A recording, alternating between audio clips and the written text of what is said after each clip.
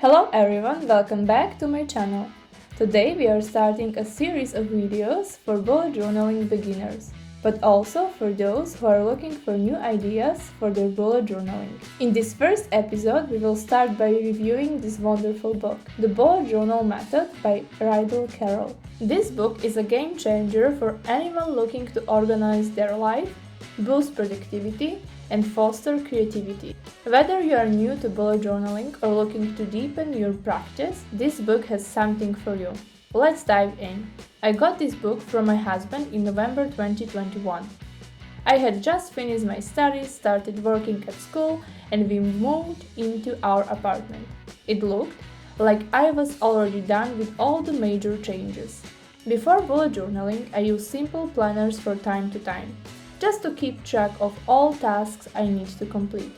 But I knew I wanted to have space to write down everything that happened, set new goals and keep track of them, and also have space for planning that would inspire me to write in it each day. I used to use sticky notes all over my desk, often losing them and forgetting to complete my tasks. For memories, I created scrapbooks at the end of each year, but I often forgot when certain events happened. As you can see, I even started a new one, but never finished it. So, it was time to create something that would do it all, just like the author suggested. Record the past, organize the present, and plan the future. So, what is the bullet journal method? My book is in Slovak, but I still want to share some pages with you. The book, written by the creator of the bullet journal system, Ryder Carroll, is more than just a how-to guide. It's a philosophy of intentional living. The book is divided into 4 parts: the preparation, the system, the practice, and the art. Let's take a closer look at each section.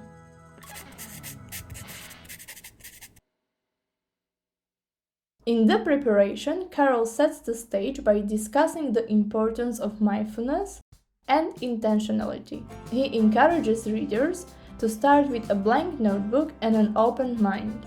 This section is about setting up your journal, understanding the mindset behind it, and preparing yourself for a journey of self-discovery and organization.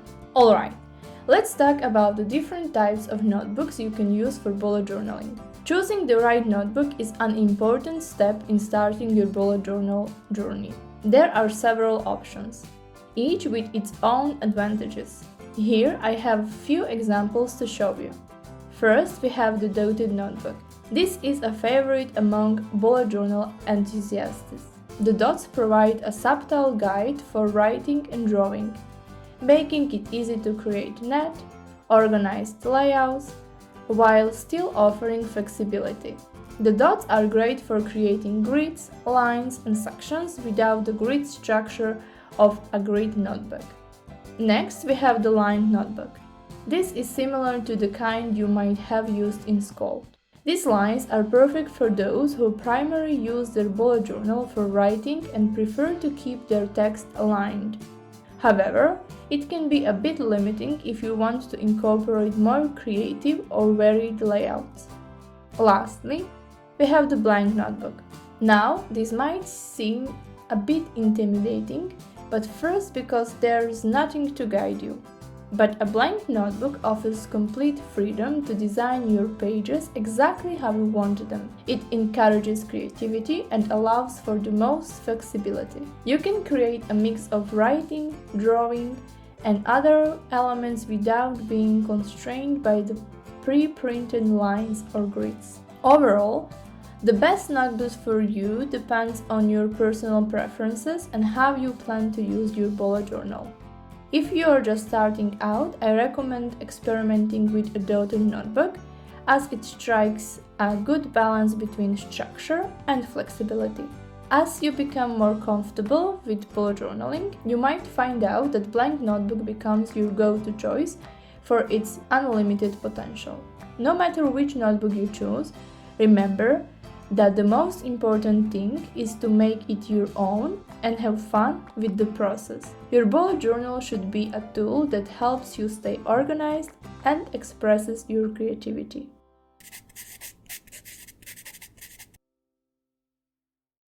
The heart of the book is the system. This is where Carroll explains the core elements of bullet journaling: the index, future log, monthly log, daily log, and collections. He breaks down each component with clarity, making it accessible even for beginners. This part is incredibly practical and provides a step-by-step guide to setting up your bullet journal. Personally, I'm not using the index at all. I am familiar with my bullet journal, so I have all my yearly spreads at the beginning. But here you can see an example of an index. The future log is here to help you organize your year and ensure you don't forget anything.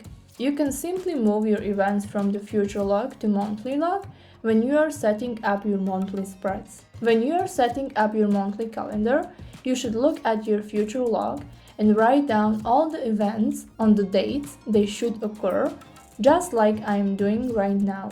When you are done with monthly setup, it's time to create weekly spreads or daily logs. I suggest starting with daily logs at the beginning, at least until you figure out how much space you need for each day. Now it's time to talk about the key. The author suggested using dashes for notes to write down anything that could be important in the future. For events, he uses an empty circle, and for tasks, just dots.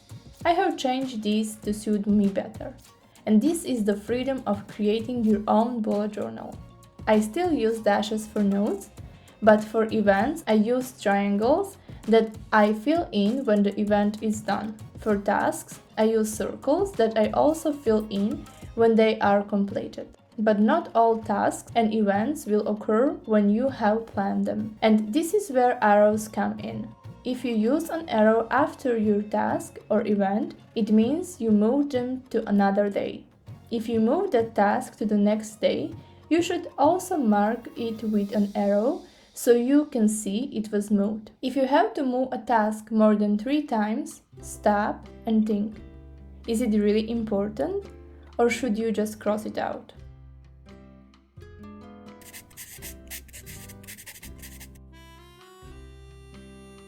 The practice is all about customization.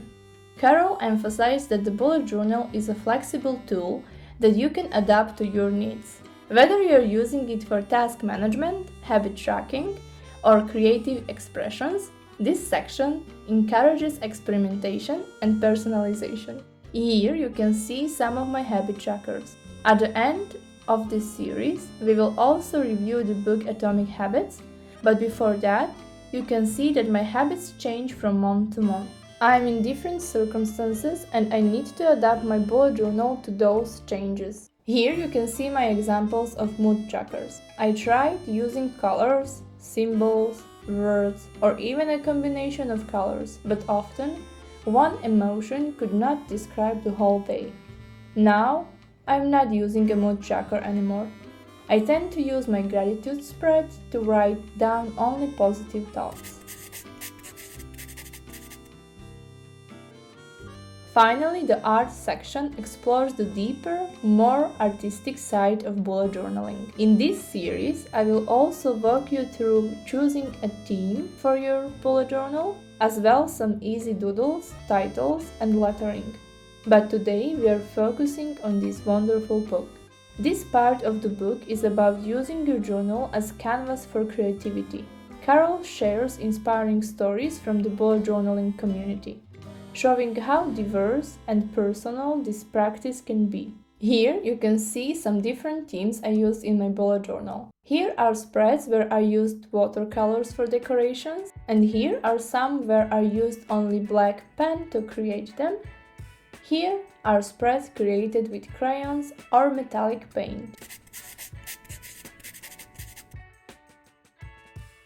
Personally, I found the bullet journal method to be incredibly motivating. It reminded me that the bullet journaling is not just about staying organized, but about living a more intentional life.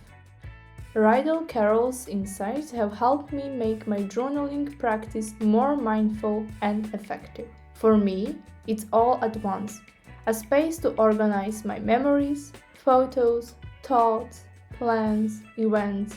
Simply put, a place for everything. In conclusion, the bullet journal method is must-read for anyone interested in bullet journaling, from beginners to seasoned pros. It's packed with wisdom, practical advice, and inspiration.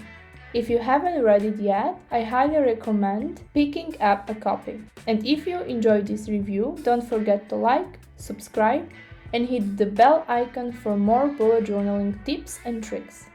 Next week, in episode 2, we will discuss supplies, what to include in your bullet journal, and how to use some spreads that I choose to share with you. Thanks for watching and happy journaling.